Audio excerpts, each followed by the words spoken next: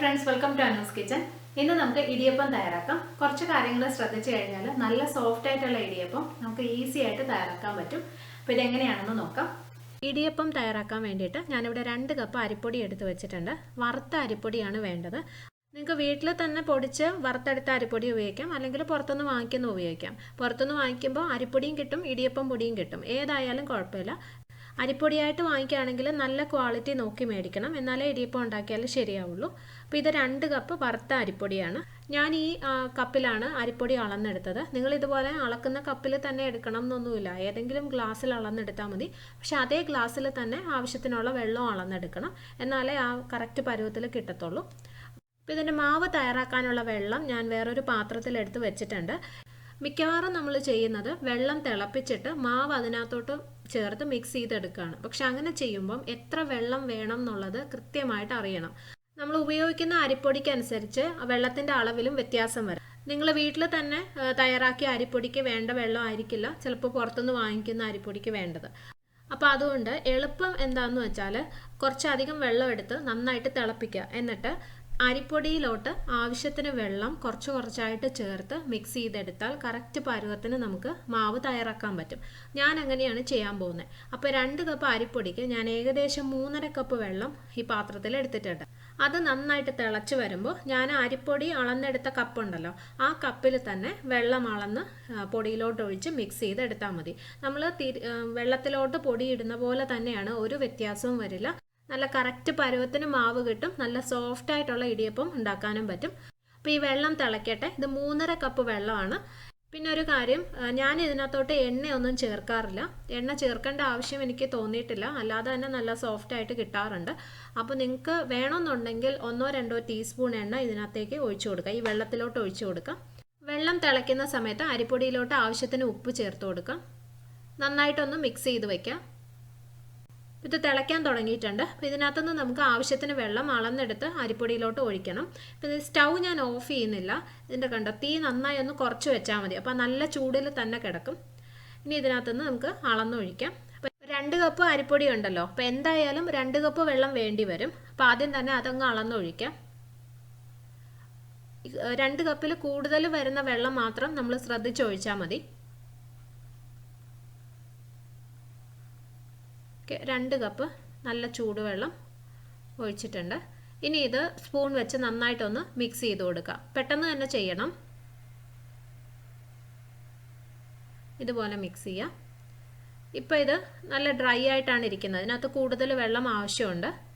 ഇനി ഇതിനകത്തോട്ട് നമ്മൾ ഒഴിക്കുന്ന വെള്ളമാണ് ശ്രദ്ധിച്ച് ചെയ്യേണ്ടത്. 1/2 കപ്പ് അല്ലെങ്കിൽ 1/4 കപ്പ് വീതം ഒഴിച്ചാൽ മതി. കൂടിപ്പോയി കഴിഞ്ഞാൽ നമുക്ക് പിന്നെ ഒന്നും ചെയ്യാൻ പറ്റില്ല. അപ്പം ഞാൻ 1/2 കപ്പ് വെള്ളമാണ് ഇതിനകത്തോട്ട് ഒഴിക്കാൻ പോകുന്നത്. വീണ്ടും നന്നായിട്ട് മിക്സ് ചെയ്യുക. മിക്സ് ചെയ്ത് കഴിഞ്ഞിട്ടേ അടുത്ത പ്രാവശ്യത്തെ വെള്ളം ഒഴിക്കാവുള്ളൂ. നന്നായിട്ട് സ്പൂൺ വെച്ച് ഇളക്കി കൊടുക്കാം. അപ്പോൾ ഇതിനകത്തോട്ട് ഒരല്പം വെള്ളത്തിൻ്റെയും കൂടി ആവശ്യമുണ്ട്. 1/2 കപ്പ് വേണ്ട, ഇപ്പോൾ ഒരു 1/4 കപ്പ് വെള്ളം കൂടി അളന്നൊഴിക്കാം. 1/4 കപ്പ് വെള്ളം ഒഴിക്കാം. ഇത്രയും മതിയാവും.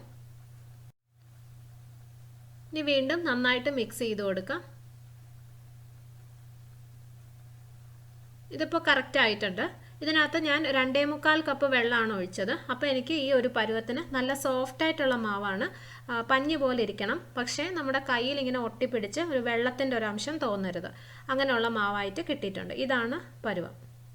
നിങ്ങൾ ഉപയോഗിക്കുന്ന അരിപ്പൊടിക്ക് അനുസരിച്ച് വെള്ളത്തിൻ്റെ അളവിൽ ചെറിയ വ്യത്യാസം വരാം. ചിലപ്പോൾ 3 കപ്പ് വേണ്ടി വരും, ചിലപ്പോൾ ഒരു 2.25 2.5 കപ്പ് ഒഴിക്കുമ്പോൾ തന്നെ കറക്റ്റ് പരുവത്തിന് കിട്ടും. അപ്പം നിങ്ങൾ അഡ്ജസ്റ്റ് ചെയ്ത് ചെയ്താൽ മതി. കുറച്ചായിട്ട് വെള്ളം ഒഴിക്കുക, ഒരുമിച്ച് ഒഴിക്കരുത്.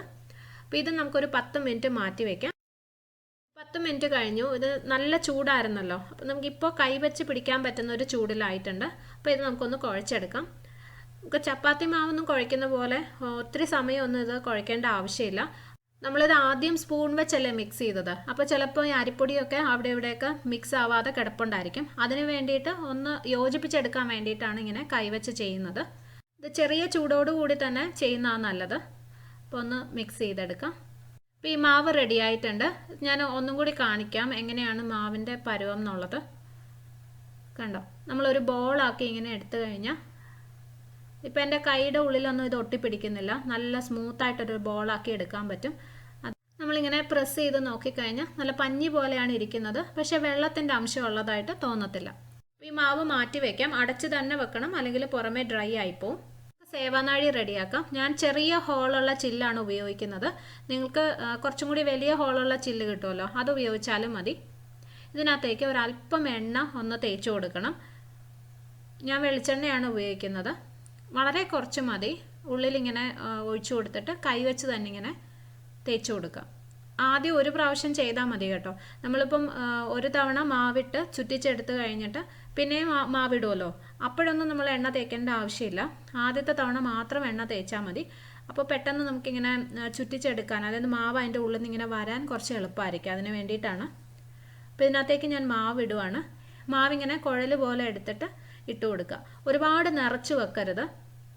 മാവ് ഈ സേവാനാഴിയുടെ ഉള്ളിൽ ഇങ്ങനെ കട്ടിയായിട്ടിരുന്ന് കഴിഞ്ഞാൽ, അതായത് കൂടിപ്പോയി കഴിഞ്ഞാൽ ചുറ്റിക്കാൻ ഭയങ്കര ബുദ്ധിമുട്ടാണ്.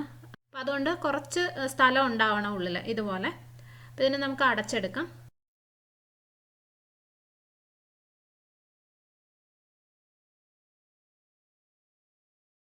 ഇത് റെഡിയാണ്. നമുക്കിത് മാറ്റി വയ്ക്കാം. അടുത്തതായിട്ട് ഇടിയപ്പം ഉണ്ടാക്കാനുള്ള തട്ടെടുക്കാം. ഒന്നുകിൽ ഇതിനകത്ത് എണ്ണ തേച്ചിട്ട് അതിൻ്റെ മുകളിൽ ഇടിയപ്പം ചുറ്റിച്ചെടുക്കാം. ഞാൻ ഇതിനകത്തിപ്പോൾ തേങ്ങയാണ് വെക്കുന്നത്. ഓരോന്നിലും കുറച്ച് തേങ്ങ വെച്ചിട്ട് അതിൻ്റെ മുകളിൽ ഇടിയപ്പം ചുറ്റിച്ചെടുത്താൽ മതി. എൻ്റെ വീട്ടിലൊക്കെ എപ്പോഴും അങ്ങനെയാണ് ചെയ്യാറുള്ളത്. അപ്പോൾ നിങ്ങളുടെ ഇഷ്ടം പോലെ ഏതാണെന്ന് വെച്ചാൽ ചെയ്യാം. ഇതിനകത്ത് കുറച്ച് തേങ്ങ വെച്ച് കൊടുക്കുക.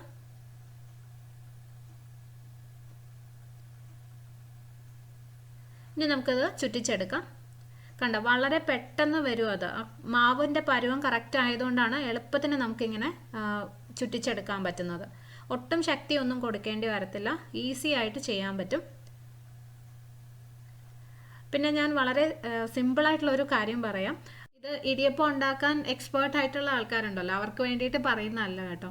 ഞാൻ തുടക്കത്തിൽ ചെയ്തിരുന്നത്, ഇടിയപ്പം ഉണ്ടാക്കി തുടങ്ങിയ സമയത്ത് ചെയ്തിരുന്ന ഒരു അബദ്ധമാണ്. അപ്പോൾ അത് പുതിയതായിട്ട് ആരെങ്കിലും ചെയ്യുന്നുണ്ടെങ്കിൽ അവർക്ക് വേണ്ടിയിട്ട് പറയുകയാണ്. ആദ്യമൊക്കെ ഞാൻ ഇടിയപ്പം ഉണ്ടാക്കുന്ന സമയത്ത് ഞാൻ ഈ സേവാനാഴി പിടിച്ചിരിക്കുന്ന കൈ ഉണ്ടല്ലോ, ഇടത്തെ കൈ, അതിങ്ങനെ ചുറ്റിച്ചു കൊടുക്കുമായിരുന്നു. അതായത് ഇടിയപ്പം ചുറ്റിക്കുന്നതിൻ്റെ കൂട്ടത്തിൽ ആ കൈയും കൂടി ഇങ്ങനെ ചുറ്റിക്കും. അപ്പോൾ എന്ത് പറ്റുമെന്ന് വെച്ചാൽ ഈ മാവ് ഇങ്ങനെ ചുറ്റി ചുറ്റി ഒരു ബോളായിട്ട് വരും. ഇങ്ങനെ പരന്ന് വീഴുന്നതിന് പകരം ഒരു ബോളായിട്ടായിരിക്കും അത് വരുന്നത്. അപ്പോൾ ഒരിക്കലും ഇടിയപ്പം ശരിയാവില്ല. അപ്പോൾ ഇടിയപ്പം ഇങ്ങനെ ചുറ്റിക്കുന്ന സമയത്ത് ഇടത്തെ കൈ ഇങ്ങനെ കറക്കേണ്ട ആവശ്യമില്ല. അത് അങ്ങോട്ടും ഇങ്ങോട്ടും മൂവ് ചെയ്ത് കൊടുത്താൽ മതി. എങ്ങോട്ടാണോ ഇത് വീഴേണ്ടത് അങ്ങോട്ടും മാറ്റി മാറ്റി പിടിച്ചാൽ മാത്രം മതി, അത് ചുറ്റിക്കരുത്. അപ്പോൾ ഈ തട്ടിൽ നമ്മൾ ഇടിയപ്പം ചുറ്റിച്ച് വെച്ചിട്ടുണ്ട്. ഇതുപോലെ തന്നെ നമുക്ക് അടുത്ത തട്ടിലും കൂടി ചെയ്തെടുക്കാം. ആദ്യം കുറച്ച് തേങ്ങ വയ്ക്കാം. നിങ്ങൾ ഓരോ തവണയും സേവാനാഴിയിൽ ആവശ്യത്തിന് മാവ് എടുത്തതിന് ശേഷം ബാക്കിയുള്ള മാവ് അടച്ച് തന്നെ വെക്കണം, അല്ലെങ്കിൽ അത് ഡ്രൈ ആയിപ്പോവും.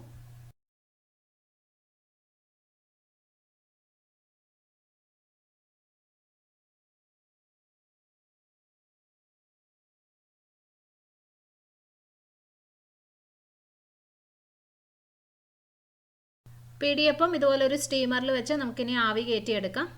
ഇതൊരു മീഡിയം ഫ്ലെയിമിനും ഹൈ ഫ്ലെയിമിനും ഇടയിൽ വെച്ചിട്ട് 7 മിനിറ്റ് മുതൽ 10 മിനിറ്റ് വരെ വേവിച്ചാൽ മതി. അപ്പോഴേക്കും ഇടിയപ്പം കറക്റ്റായിട്ട് റെഡിയായി കിട്ടും. നമുക്കത് അടച്ചു വെക്കാം. ഇടിയപ്പം റെഡിയായിട്ടുണ്ട്.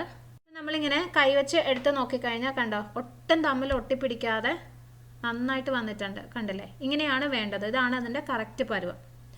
ഇത് നമുക്കിനി സ്റ്റൗവിൽ നിന്ന് മാറ്റാം. ഇടിയപ്പം എപ്പോഴും ഒരു കാസറോളിനകത്തിട്ട് അടച്ചു വെക്കണം. അപ്പോൾ അത് നല്ല സോഫ്റ്റായിട്ട് തന്നെ ഇരിക്കും. നമുക്ക് ഇനിയും കുറേ ഇടിയപ്പം ഉണ്ടാക്കാനുണ്ടല്ലോ, അപ്പോൾ അതുവരെ എപ്പോഴും ഇത് അടച്ച് തന്നെ വെക്കാം. ഈ ഇടിയപ്പം കണ്ടോ, നല്ല സോഫ്റ്റ് ആയിരിക്കുകയാണ്, എന്നാൽ തമ്മിൽ ഒട്ടിപ്പിടിച്ചിട്ടില്ല. നല്ല പെർഫെക്റ്റ് ആയിട്ട് വന്നിട്ടുണ്ട്. ഈ ബാക്കി ഇരിക്കുന്ന മാവ് വെച്ചും ഇതുപോലെ തന്നെ ഇടിയപ്പം തയ്യാറാക്കണം. അപ്പോൾ നിങ്ങൾ ഇടിയപ്പം തയ്യാറാക്കുമ്പോൾ 2 കാര്യങ്ങളാണ് ശ്രദ്ധിക്കേണ്ടത്. ഒന്ന്, നല്ല ക്വാളിറ്റി അരിപ്പൊടി അല്ലെങ്കിൽ ഇടിയപ്പം പൊടി തന്നെ ഉപയോഗിക്കണം. നിങ്ങൾ വീട്ടിൽ തയ്യാറാക്കുന്ന അരിപ്പൊടി ആയാലും കുഴപ്പമില്ല, വറുത്ത അരിപ്പൊടിയാണ് വേണ്ടത്. പിന്നെ രണ്ടാമത്തെ കാര്യം മാവിൻ്റെ പരുവമാണ്. ആവശ്യത്തിന് വെള്ളം കുറച്ച് കുറച്ചായിട്ട് ഒഴിച്ച് മാവ് കറക്റ്റ് പരുവത്തിന് റെഡിയാക്കിയാലേ നമുക്ക് ഇടിയപ്പം അതുപോലെ പെർഫെക്റ്റ് ആയിട്ട് ചെയ്തെടുക്കാൻ പറ്റുള്ളൂ. മാവ് കട്ടിയായി പോയി കഴിഞ്ഞാൽ ഇതുപോലെ സോഫ്റ്റ് ആയിട്ടുള്ള ഇടിയപ്പം കിട്ടത്തില്ല. അല്ല, മാവ് ലൂസായി പോയി കഴിഞ്ഞാൽ ഇടിയപ്പം നമ്മൾ ആവിയിൽ വേവിച്ചെടുക്കുമ്പോൾ അതൊരു അട പോലെ ആയിപ്പോവും, അതായത് തമ്മിൽ ഒട്ടിപ്പിടിച്ചിരിക്കും. അപ്പോൾ അതുകൊണ്ട് മാവിൻ്റെ പരുവം കൃത്യമായിട്ട് നോക്കണം. അപ്പോൾ നിങ്ങൾ ഈ രീതിയിൽ വീട്ടിലൊന്ന് ചെയ്ത് നോക്കണം. ഇഷ്ടപ്പെട്ടാൽ എനിക്ക് കമൻറ്റ് ചെയ്യാനും വീഡിയോ ഷെയർ ചെയ്യാനും മറക്കരുത്. ചാനൽ സബ്സ്ക്രൈബ് ചെയ്തിട്ടില്ലാത്തവരുണ്ടെങ്കിൽ ചെയ്യാനും മറക്കരുത്. ഇനി നമുക്ക് വേറൊരു നല്ല റെസിപ്പി ആയിട്ട് കാണാം. Thank you for watching Anu's kitchen.